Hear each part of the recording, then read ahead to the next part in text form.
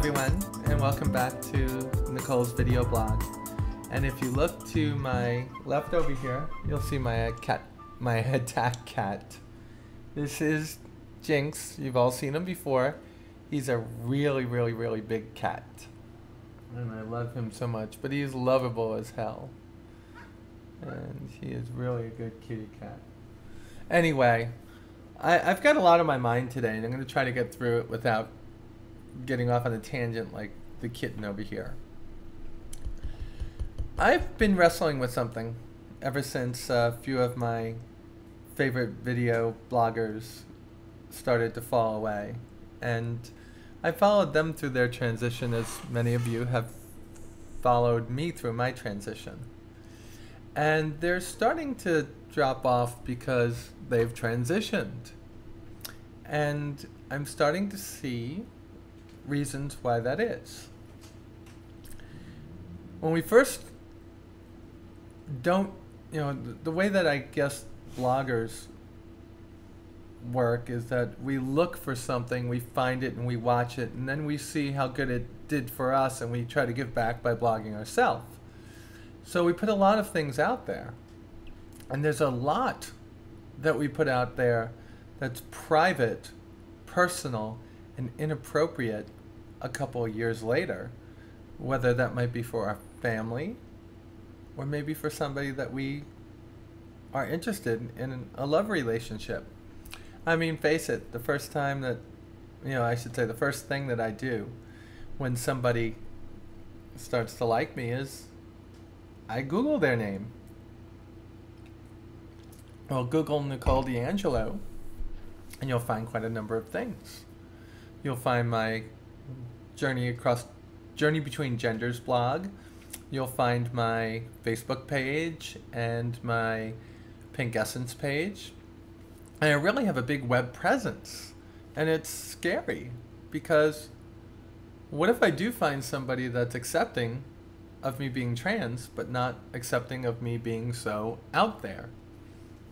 Now, of course, I'm not out there like Jerry Springer or like, the old days of Phil Donahue. I'm out there trying to help people that are like myself, not flaunt it in people's faces. So I've been contemplating myself about what do I do when I feel like transition is done. Now, thankfully, I don't feel like it's done. I feel like there's still more to do. I mean, there's a whole surgery in 9 days. And there's recovery from that. There's a lot of things I have to deal with. And as I'm dealing with them, I'm going to put them out there. But as I look back, I'm sitting there telling people I wouldn't have wanted to be with a boy when I started transition. Because transition is dynamic. What's right now isn't necessarily what I thought was right in the beginning, and vice versa.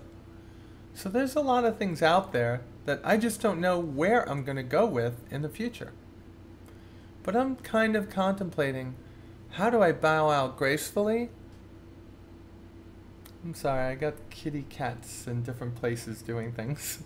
But how do I bow out gracefully without annoying people? Because I see when people do drop off, other people get annoyed. I guess that there's very many people that live vicariously through us. People that don't have the opportunity or the finances or the courage, opportunity to transition themselves. And for you, I'm offering my life pretty much in front of you, even though I know it can hurt me in the end. And I'm hoping that you just take it, and I hope I just help somebody out there to make it worthwhile. That's Sophie. She's a little crazy cat. All right. So I have another thing that I'm kind of weird about, and it's the "your transition is so successful" thing. And I am a fortunate person. I'm very fortunate, and I thank God, the universe. I thank God that I've had it as easy as I have had it, and it's not been easy. Believe me. There are times that I'm in my bedroom crying because it's not easy. This is not what people think it is. It's not you wake up one day and say, I'm going to transition. You fight with this all your life. Not one morning when you wake up and you say, I want to be female. It's from the time you can first remember, and you try to tell your parents and they don't really acknowledge it, or when you are found out, you're beaten by a brother and then chastised by a mother. I mean, there is so much in my transition that was not good. But when I revisited transition after trying to kill myself, yes, I was in a place where, yes, I worked for a good company, but I wasn't gifted the job that I have. I work hard. I work very hard. I work long hours. And I don't just work. I have a passion for what I do, so I excel at it. And I pay for my insurance. Not every insurance plan offers the surgery. I pay $4,800 a year. So, I mean, there are a lot of things that I have to go through also. And plus, my mom loves me, my dad loves me, and they understand me? No, but they try. And I can see the pain in my mom and my stepdad. And I have a brother that calls me a freak. I have a brother that calls me, oh my God, I can't even say the things without putting an explicit tag on here. And I have an ex-wife that emotionally traumatizes my children because of me. And I take the guilt on me because really, I didn't decide to be transgender. I tried everything to be but transgender when I was growing up, because in my age group, we're not very accepted, which is why some people look at me and say, wow, she's got it so easy. You think I have it easy? Look at some of the 15-year-olds and 20-year-olds and, where moms, dads find out early and do something about it. Don't you just wish that you could have grown up female? And then we have people that are so vile and disgusting and vulgar that say things that are so unintelligent. And here's a for instance. I mean, I just saw this in passing, this Miss Universe pageant that Donald Trump has over in Canada. And a nice young lady named Jenna was disqualified, which I could understand her being disqualified because, this is the Miss Universe pageant and there's no surgeries, there's no liposuction, there's no this, there's no that. And, being disqualified because you're transgender is, I've had surgery. I couldn't compete. I've had breast augmentations, but some of the comments on this are just so gross. And I can't even say some of them, but it's like, come on, people. I'm a person. Yeah, I'm different. I'm not normal. I'm probably a lot more normal than most of you people know that say I'm not normal, but I'm a good person, and so are other people. And for the people that say bad things, I'm not looking for you. I'm looking for someone else that accepts. And because they're with me, doesn't make them gay. These are all the things that are on my mind. And, but I've had it fortunate time. And the only reason I brought that up is because I've dealt with that. I got sent home from work for 2 weeks because somebody complained about me using the girls' room, while my license had an F on it for female.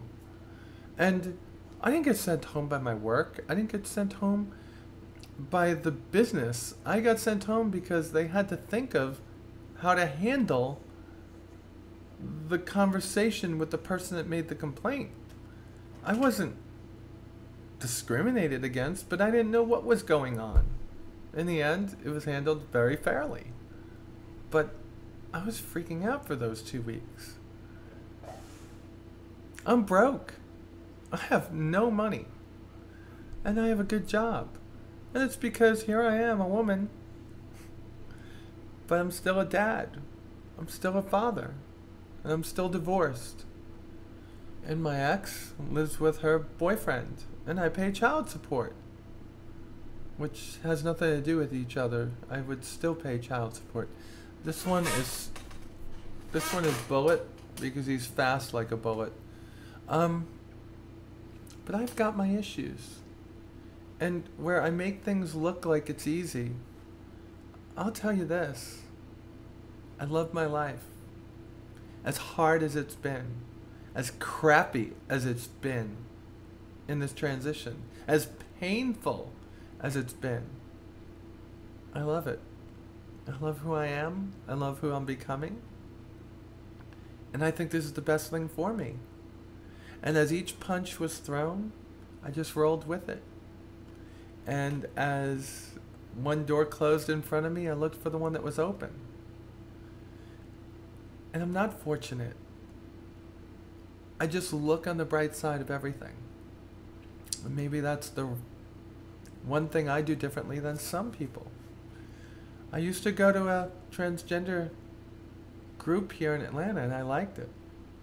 And then after a while, I started to feel very down, very emotionally upset after going. And I realized it was because people had such negative views about what transition was. But they were doing it anyway. You know what? We live in a time when we can do this. When doctors could give us the parts that we know were supposed to be there. When we could look in a mirror and see this, go back to my first video and look at what I looked like. And I've had no work on my face. All I've had is electrolysis and laser. But I still look better. I love who I am. And as bad as things have been, I know they'll only get better. I have kids that love me, and that's all I care about. I'm telling you that right now. I love my children and the fact that they stand right by me. And you want to know what? My ex can say whatever she wants to say. Because in the long run, I did hide this from her. And I do have to pay some kind of penance for not being upfront with her. So I don't hold things against her. And when she says things to the children, I'm proud when they throw them back at her. And I feel bad when they feel sad that they can't. I'm grateful. I'm grateful for every one of you that watch my videos. And I want you to know this one thing. This one thing is that transition only works if you believe in the end result. That's it. It could be crappy. You might not have a job. You might have lost friends. You might have family that's giving you shit. But in the end, the one thing, you should have to accept yourself. And once you do that, here's the one F-bomb. Fuck everyone else. You don't have to demand them to accept you. The only person that has to accept you is yourself. And if you do that, the ones that matter will follow you. Thank you so much for watching. And good luck to every one of you in transition.